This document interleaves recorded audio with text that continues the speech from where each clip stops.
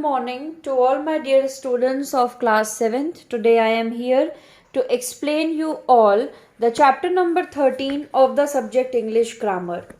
The name of the chapter is Simple, Compound and Complex Sentences. In this chapter, we will learn about three types of sentences, that is simple, compound and complex sentences. Before starting this chapter, I will just give the quick revision of the definition of sentence. Now, what is sentence? Sentence is a group of words which makes a complete sense. यानी कि sentence शब्दों का वो समूह होता है जो हमें एक सही अर्थ बताता है, जो जिसका एक अर्थ निकलता हो, जो मीनिंगलेस ना हो. ठीक है. तो simple, compound and complex sentence को मैंने यहाँ बहुत इजी टर्म्स में समझाया है. हम समझेंगे यहाँ पे. सिंपल सेंटेंस वो होता है जिसमें एक फाइनाइट वर्ब होता है, छोटा सा सेंटेंस होता है, जैसे आई एम रीडिंग या आई एम राइटिंग या आई एम गोइंग देयर. तो ये बहुत सिंपल सा सेंटेंस है, इसको हम सिंपल सेंटेंस बोलते हैं. कॉम्पाउंड सेंटेंस वो होता है जिस सेंटेंस के बीच में कंजंक्शंस का यूज होता हो या कॉमा लगता हो. कंजंक्शंस वो वर्ड होते हैं जो दो सेंटेंसेस को आपस में जोड़ते हैं. For example, I am going to the market tomorrow because I will not have time day after tomorrow. ठीक है. अब देखिए, I will go to the market tomorrow ये एक सेंटेंस है. फिर उसके बाद I will not have time day after tomorrow ये अलग सेंटेंस है. लेकिन इन दोनों सेंटेंसेस को हमने एक सेंटेंस में कंजंक्शन वर्ड की मदद से जोड़ा, जो कि है बिकॉज. कंजंक्शन शब्द क्या होते हैं? जैसे but, between, because, so, and, therefore, if, or, while, although, until, yet, etc. ये जो शब्द हैं ये होते हैं कंजंक्शन. सो जिस सेंटेंस में कंजंक्शन का इस्तेमाल होता है या कॉमा का इस्तेमाल होता है वो हमारे कॉम्पाउंड सेंटेंस कहलाएंगे. ठीक है. Next is complex sentence. Complex sentence वो होते हैं जिसमें रिलेटिव प्रोनाउन आता है. रिलेटिव प्रोनाउन कौन से शब्द? 4-5 वर्ड बेसिकली रिलेटिव प्रोनाउन के होते हैं. वो है हु, हुज, हुम, विच एंड दैट. ये शब्द भी सेंटेंस के बीच में ही आते हैं. For example, he is the boy who came first in the class. Now he is the boy एक अलग सेंटेंस है, came first in the class अलग सेंटेंस है, लेकिन दोनों को हमने एक रिलेटिव प्रोनाउन से जोड़ा जो कि है हु. ठीक है. तो ये इस तरीके से हम 3 काइंड्स ऑफ सेंटेंसेस को डिफरेंशिएट करते हैं. Simple sentence, normal without any compound and complex words, and compound में कंजंक्शन शब्द का इस्तेमाल या कॉमा लगा हो, और कॉम्प्लेक्स सेंटेंस में रिलेटिव प्रोनाउन जैसे कि हुज, हुम, विच, हु और दैट का इस्तेमाल.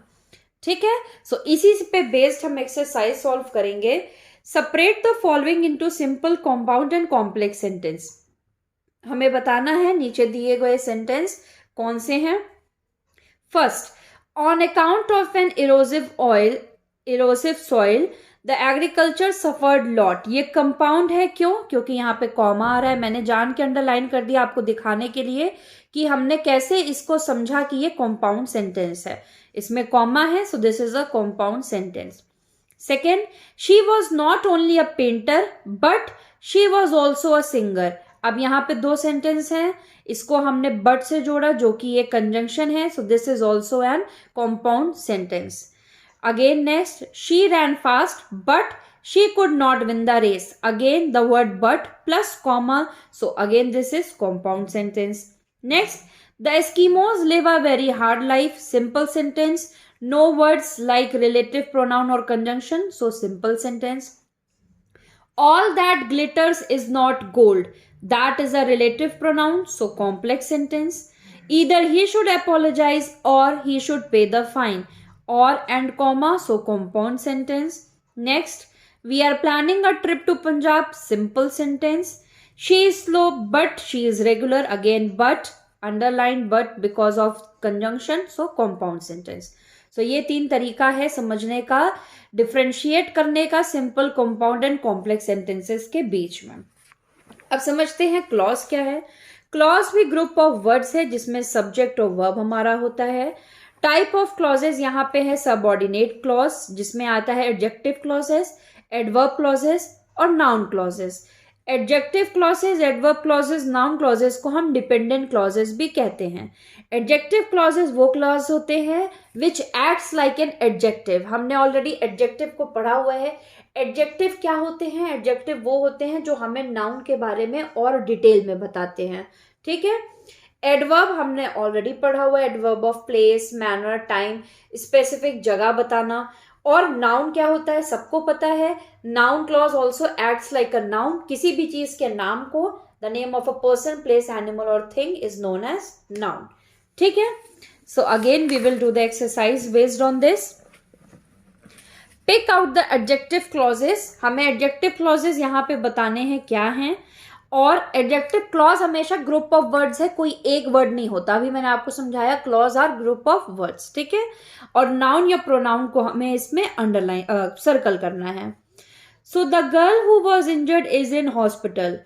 अब यहाँ पे गर्ल है, गर्ल हमारा प्रोनाउन है। मैंने अभी आपको समझाया नाउन और प्रोनाउन के बारे में जब और डिटेल में पता चले तो उसको हम एडजेक्टिव्स कहते हैं, ठीक है।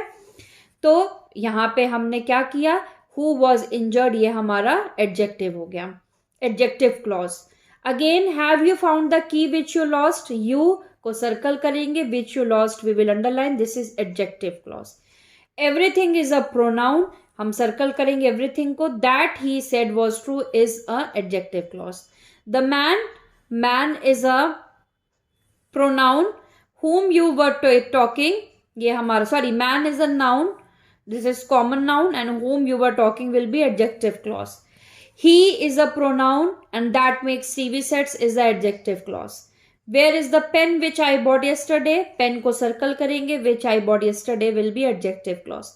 Uncle को हम circle करेंगे, common noun, whom you met yesterday will be adjective clause. What is the name of the girl? Girl को हम circle करेंगे, common noun, whose dress you borrowed will be adjective clause. So that's it. Chapter number 13 of the subject English grammar is over today. Thank you very much.